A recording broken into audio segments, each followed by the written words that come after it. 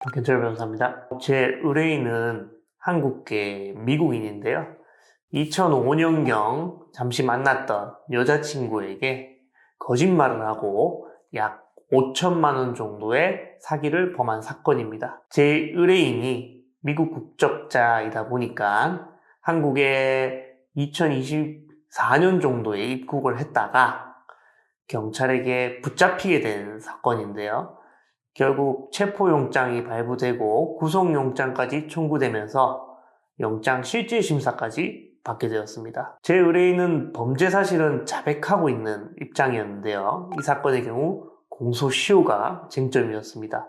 사기죄, 특히 이 사건이 발생한 2005년도에는 사기죄 공소시효가 7년이었는데요. 기간상으로는 공소시효가 도과된 것이 명백했습니다. 다만 검사 측에서는 제 의뢰인이 형사처분을 면할 목적으로 해외에 체류했기 때문에 공소시효가 중단되었다는 입장입니다. 그래서 일단 구속영장 실질심사 단계에서부터 공소시효 문제를 언급하기 시작했고, 결과적으로는 검찰 단계에서 공소시효 도과를 인정받아서 공소권 없음 처분으로 종결되었습니다.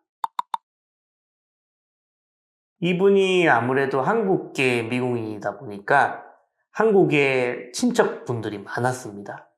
특히 이제 조부모나 외조부모들이 한국에 계셨는데 제 의뢰인이 거의 매년 한국을 방문해 왔습니다. 그래서 매년 한국을 방문해 왔기 때문에 형사처분을 면할 목적으로 해외에 있었다고 보기가 상당히 어려웠고요. 그리고 이 사건 관련 사기 형사 고소가 제기된 사실조차도 2024년 입국을 해서 체포가 됐을 때 알게 되었습니다.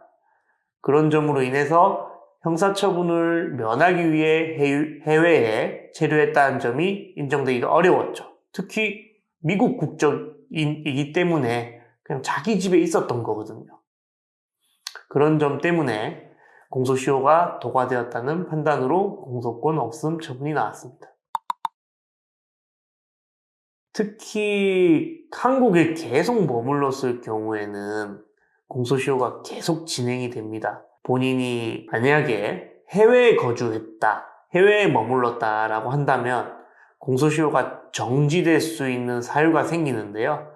해외 체류의 목적이 무엇이었느냐에 따라서 형사처분을 면할 목적이었는지가 달라질 수 있습니다. 그렇기 때문에 공소시효 문제를 판단하기 위해서는 본인이 사실 직접 판단하기는 좀 어렵고요. 전문가 도움을 받으셔서 확인받으시기 바랍니다.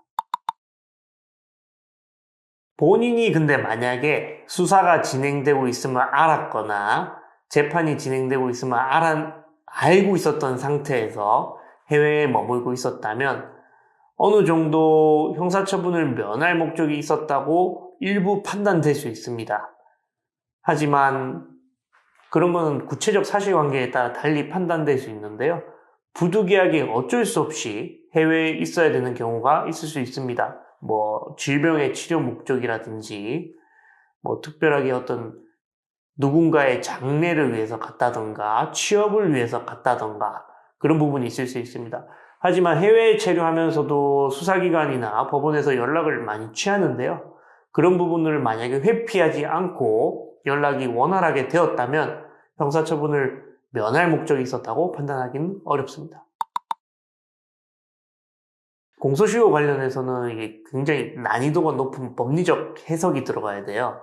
그래서 단순히 기간이 지났다라고 해서 안심하셔서는 안 되고요. 특히 전문가의 도움을 받으시길 바랍니다.